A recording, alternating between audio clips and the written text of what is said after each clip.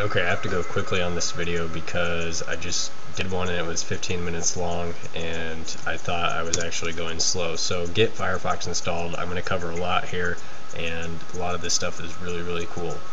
So if you have Firefox, follow along. I'm going to show you some things you probably haven't been using or you should be using. So if you don't have it, get it installed and let's go. So first thing you want to do is go add-ons, Firefox or Firefox add-ons. Go here, and when you get here you have all your categories of add-ons on the left, and you can browse through them. These are all optimization tools for Firefox. So first thing you probably want to do is go to themes, and when you get to themes, if you're using 3.0 or 3.1, make sure you do the advanced search and search by 3.1 or 3.0 and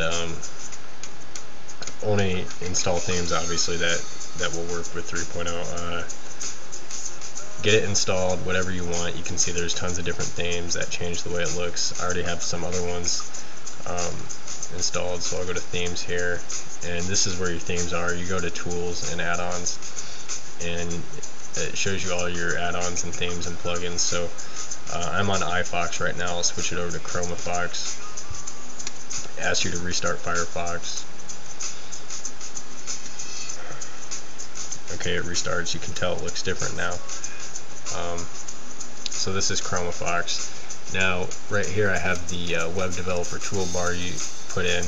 This toolbar may look a little bit different than your web developer toolbar, and you may notice I have the Google toolbar as well as the Stumble toolbar, and why maybe it doesn't look like yours. Well, what you need to do is right click, turn on, or first go to customize. And when you go to customize, you see you can drag things around. Okay, so drag the things you want on the toolbar that you want, and throw the rest of the stuff out. You can put spaces in there, you know, whatever you need to do, or separators to separate your stuff. So I'll throw a separator in there. We'll put it over here. Alright, there we go. So I got a little separator there, and then when I'm done, you can see the separator is there. So throw the rest of the stuff away and then disable the extra ones. So you can see I have disabled the Ask Google and the Web Developer toolbar. This keeps everything nice and concise even though you have multiple toolbars. And this toolbar is actually named Main. I made a new toolbar. Just click Add a new toolbar here. Up here I use this search all the time. I manage the search engines and add more, so I added Webster. And which allows you to just highlight up here and switch on the drop down what you want. I also added keywords, so I added define to Webster.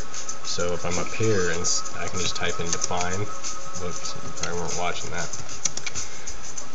and it just pulls up Merriam-Webster because I got that tag to it.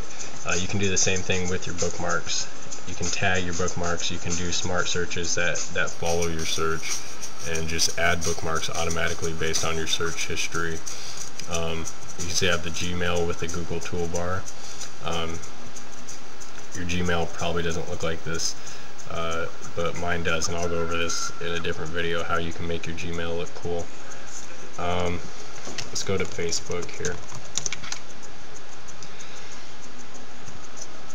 And once we get up Facebook, now Facebook, the new Facebook, I know a lot of people hate it. Now I have this boost, it's called a Studio LD Boost. They're working closely to make the new Facebook tolerable for those of you who hate it, so I would recommend installing it because they're going to be updating this constantly, like every day. You'll notice that you may have saw that, I can select any image, just highlight it, and it blows it up, so I don't have to click on a user's profile to see their images. It does it to any thumbnail on the site. So I would recommend getting that. At least for now, you can at least blow up your images, which is cool. Now I also have the Firebug. So if you're a web developer, you need to get this because it allows you to view all the divisions and such on the page, and then it also lists any elements that you're inspecting. You just select, whatever element you want on the page, and then you come in here and you can look at the classes and all the attributes towards it. So that's cool. Down here you may have noticed my RSS feeds are scrolling by. This is pulling from my live bookmarks up here. So this is all my bookmarks up here, and they all display down here, and this is called RSS Ticker. It's an add-on for Firefox. So that's cool, and you can change the feed items, the speed, a bunch of different options, but I'll let you look at that. I can also do with the Twitter bar, I can make tweets from up here, so I can type in I'm making a tweet, and I just add over here, it's this little dot, I just highlight it and click it, and it adds it to Twitter. Now I have down here, I have my Twitter replies coming in scrolling, so I don't actually need to be running like TweetDeck or something else, or Twitbin, to see my replies. So yeah, that's cool. And then the other big one, and I really hope I'm under 10 minutes here, is the Grease Monkey. Get Grease Monkey installed, type in Grease Monkey, Firefox, add it on. What it allows you to do is have user scripts that, if we go to IMDb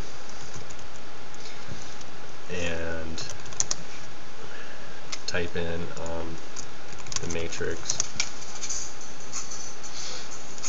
click on the Matrix, I have a script that gives me links to the torrent.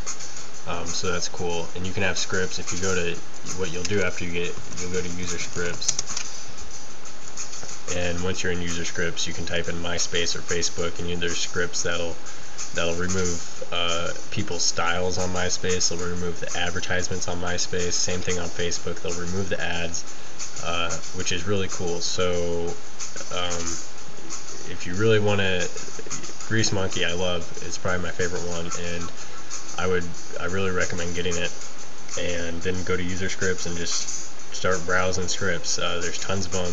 They'll do about anything you want, which is awesome. So yep, that's about it.